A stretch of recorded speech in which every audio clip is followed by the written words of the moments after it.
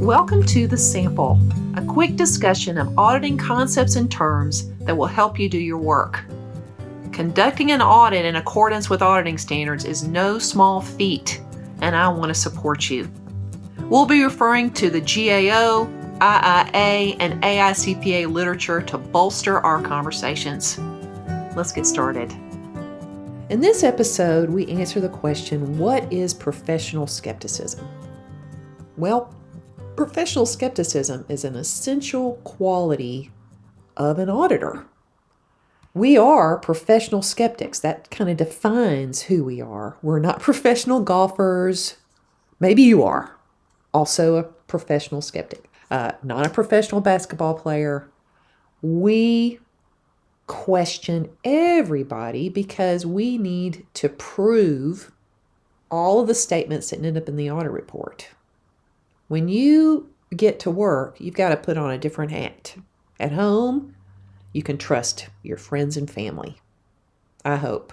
But in your professional life, you have to doubt everything you hear and gather enough evidence so that you're convinced that what they're saying and what they're showing you is true. Because you have to conclude on your audit report. You have to support your findings with evidence. You have to, every statement of fact in your audit report has to be backed up with evidence. That's the cool thing about our profession, really, is that we can be trusted to tell the truth because we test and we gather evidence for everything we say. If you're a performance auditor following Yellowbook standards, you have to put this exact paragraph in your audit report, and it says that you've gathered evidence to back up your findings and conclusions based on your audit objectives. You even go as far as to say, and this is mandatory that you say this, we believe that evidence obtained provides a reasonable basis for our findings and conclusions. We believe. It sounds almost religious. We're putting our professional reputation behind this statement. We're signing off on it. That's a really big deal. The GAO defines in the Yellow Book professional skepticism as a mindset in which auditors assume that management is neither dishonest or of unquestioned honesty. That has a lot of double negative kind of wording in it, and I like to just get straight to the point. Doubt everyone. Assume dishonesty. Prove every statement that goes in your audit report. The GAO asks you to pause before you issue your audit report and do an overall assessment of evidence. To really look at all the evidence you've gathered and make sure that it supports your findings and conclusions, right? It says evidence is sufficient and appropriate when it provides a reasonable basis for supporting your findings and conclusions. Okay, so we've already said that.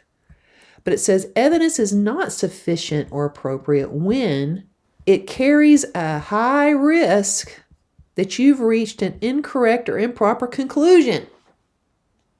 Yeah. What do you do when you're a little bit iffy about your evidence? Well, get some more of it and get it from somebody else. Get independent, corroborating evidence from other sources. Yeah, try not to get all your evidence from the auditee, because they have a self-interest in making everything look okay. So don't get all your evidence from them. You could, if your evidence, you can't gather enough evidence to really say what you want to say, you might have to change your objective or reduce the scope of your audit. Okay? You might have to change your findings. I see this quite a bit. I see teams wanting to say something really compelling in their audit findings, but they can't because they don't have enough evidence to support this compelling statement. Look at what you're saying and triple check that you've got enough evidence to back up these statements. Or you could go ahead and use the evidence. This one's a little bit touchy, but you're going to have to call it out in your audit report and say, you know what, we're using this evidence, but it's not that great. They do not have strong internal controls. We kind of doubt this evidence, but we're going to go ahead and tell you about it anyway. but you've got to be transparent about it. Now, I'm not saying being a skeptic is comfortable. It is very uncomfortable, as a matter of fact, to sit with someone and say, I don't believe you. But that's really our job. So every job has a bit of uncomfortableness to it, and this is a big one for us. There is a way that you can kind of slide out of personal accountability for this and not be lying completely. You could blame it on the QC reviewer. You could say, as my work goes through quality control, they're going to ask me for proof of what you're saying. Can you show me something that proves what you're saying? And that way you can pretend like someone else is making you be rude. But to be a good auditor, you should employ rigorous skepticism. Show me, prove to me what you're saying. Point me to some evidence so that I can complete my audit and feel comfortable that this is true. Include the proof in your audit documentation.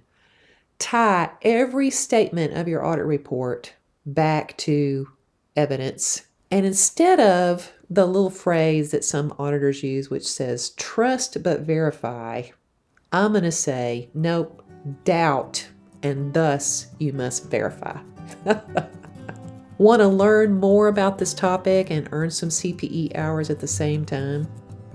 I recommend our Essential Skills self-study bundle, which has a set of videos in it called Government Audit Training, which takes you through the process of concluding against your objective, writing a finding, and then supporting that with evidence and testing. Also, you're going to need some interviewing skills in order to extract this evidence that you need from the client and so from the auditee. So I recommend that you take that course. And then there's a very funny course called Audit Documentation, Not Documented, Not Done. All these will help you enhance your professional skepticism and get the evidence that you need to back up what you're saying in your audit report. And that wraps it up for another episode of The Sample. True to the nature of a sample, we didn't talk about everything, so you've probably got questions. Write to me at Leita@Yellowbook-CPE.com, and I'll do my best to fill in the blanks. Thanks for playing.